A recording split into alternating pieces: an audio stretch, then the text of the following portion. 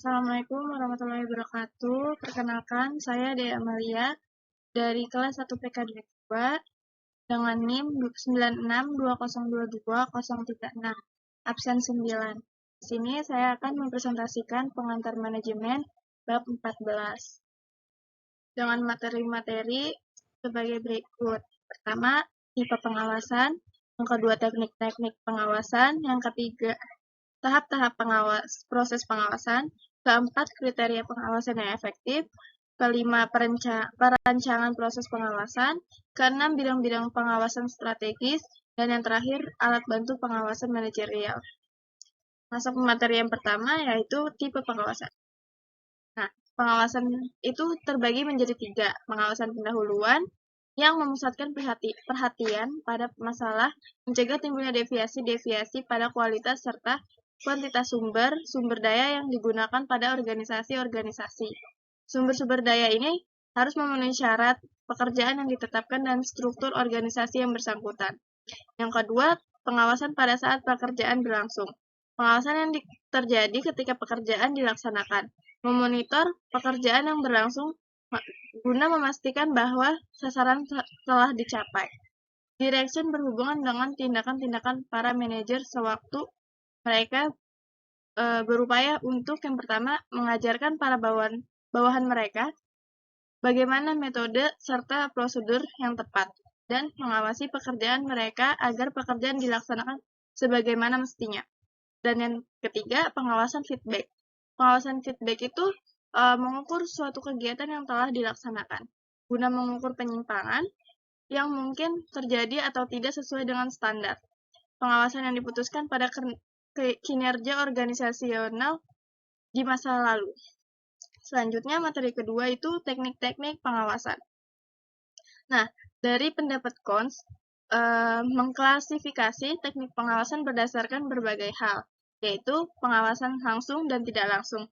Pengawasan langsung sendiri itu pengawasan yang dilakukan secara pribadi oleh pimpinan atau pengawas dengan mengamati, meneliti, memeriksa, mengecek secara sendiri atau on the spot di tempat pekerjaan, dan menerima laporan langsung pula dari pelaksana. Nah, sedangkan pengawasan tidak langsung ini diadakan dengan mempelajari laporan-laporan yang telah diterima dari pelaksana baik lisan maupun tertulis. Yang kedua itu pengawasan preventif dan represif. Pengawasan represif dilakukan melalui per-audit sebelum pekerjaan dimulai. Nah, sedangkan pengawasan represif itu dilakukan dengan memeriksa terhadap pelaksanaan di tempat, meminta laporan pelaksanaan, dan sebagainya. Yang ketiga, pengawasan intern dan pengawasan ekstern. Pengawasan intern adalah pengawasan yang dilakukan oleh aparat dalam organisasi itu sendiri. Pada dasarnya, pengawasan harus dilakukan oleh pimpinan sendiri. Selanjutnya, pengawasan ekstern adalah pengawasan yang dilakukan oleh aparat dari luar negeri itu sendiri, organisasi itu sendiri. Nah, selanjutnya tahap-tahap proses pengawasan. Pelaksanaan pengawasan melalui beberapa tahap. Tahap-tahap tersebut adalah yang pertama, tahap penetapan standar, yang kedua, tahap penentuan pengukuran, yang ketiga, tahap pengukuran pelaksanaan kegiatan, yang keempat, tahap pembandingan pelaksanaan dengan standar dan analisa penyimpangan, yang kelima, tahap pengambilan tindakan koreksi. Selanjutnya, kriteria pengawasan yang efektif. Jadi, pengawasan efektif itu memiliki kriteria, yaitu akurat, tepat waktu, fleksibel, objektif, dan integratif, terpusat pada titik pengawasan, realistik ekonomi, realistik organisasional, sebagai petunjuk operasional, terkoordinasi dengan aliran kerja organisasi, dan diterima anggota organisasi. Selanjutnya, perancangan proses pengawasan. Nah, menurut William, pengawasan di mana dikemukakan 5 jenis pendekatan, yaitu merumuskan hasil yang diinginkan, yang dihubungkan dengan individu yang melaksanakan. Yang kedua, menetapkan petunjuk hasil dengan tujuan untuk mengatasi dan memperbaiki penyimpangan sebelum kegiatan diselesaikan. Yang ketiga, menetapkan standar penunjuk dan hasil dihubungkan dengan kondisi yang dihadapi. Yang keempat, menetapkan jaringan informasi dan umpan balik. Yang kelima, menilai informasi dan mengambil tindakan koreksi. Diartikan bahwa dari informasi yang didapat, maka akan diambil tindakan koreksi dengan tepat. Bidang-bidang pengawasan strategis. Nah, bidang strategik yang membuat organisasi secara keseluruhan mencapai sukses yaitu transaksi keuangan. Nah, yang perlu terdapat perhatikan dalam pengawasan strategi adalah analisa laporan keuangan, yang kedua manajemen kas dan pengelolaan biaya. Yang kedua, hubungan manajer dan bawahan. Hubungan dua arah antara manajer dan bawahan harus terjaga baik. Bukan di mana manajer harus terus memberi perintah kepada bawahan tanpa mau mendengar keluh kesah dan perasaan bawahan.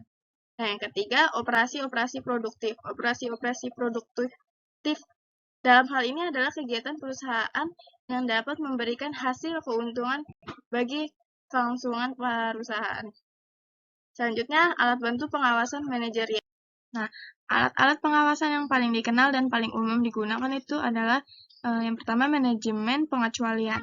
Nah, teknik pengawasan yang memungkinkan hanya penyimpangan kecil antara yang direncanakan dan kinerja aktual yang mendapatkan perhatian dari wirausahawan. Prinsip pengecualian menyatakan bahwa bawahan menangani semua persoalan rutin organisasional, sementara wirausahawan menangani persoalan organisasi non-rutin atau di luar kebiasaan. Yang kedua, manajemen informasional sistem. MIS yaitu suatu metode informal pengadaan dan penyediaan bagi manajemen. Informasi yang diperlukan dengan akurat dan tepat waktu untuk membantu proses pembuatan keputusan dan memungkinkan fungsi-fungsi perencanaan, pengawasan, dan operasional organisasi yang dilakukan secara efektif. MIS dirancang melalui beberapa tahap utama. Yang pertama, tahap survei, pendahuluan, dan perumusan masalah. Yang kedua, tahap desain konseptual. Yang ketiga, tahap desain terperinci. Yang keempat, tahap implementasi akhir. Selanjutnya, kriteria agar MIS berjalan efektif yaitu mengikut sertakan pemakai dalam tim perancangan, mempertimbangkan secara hati-hati biaya sistem. Yang ketiga, memperlakukan informasi yang relevan dan seleksi. Yang keempat, adanya pengujian pendahuluan. Yang kelima, menyediakan latihan dokumentasi tertulis bagi para operator dan pemakai sistem. Nah, sedangkan kriteria utama MIS efektif yaitu pengawasan terhadap kegiatan yang benar, tepat waktu dalam pemakaiannya, enakan biaya secara efektif, sistem yang digunakan harus tepat dan akurat, dan dapat diterima oleh yang bersangkutan. Yang ketiga, analisa rasio. Analisa rasio adalah proses menghasilkan informasi yang meringkas posisi finansial dari organisasi dengan menghitung rasio yang didasarkan pada berbagai ukuran finansial yang muncul pada neraca dan neraca laba rugi organisasi. Yang keempat adalah penganggaran. Anggaran dalam organisasi ialah rencana keuangan yang menguraikan bagaimana dana pada periode waktu tertentu akan dibelanjakan, maupun bagaimana dana tersebut akan diperoleh. Anggaran juga merupakan laporan resmi mengenai sumber-sumber keuangan yang telah disediakan untuk membiayai pelaksanaan aktivitas tertentu dalam kurun waktu yang ditetapkan. Anggaran juga merupakan alat pengawasan.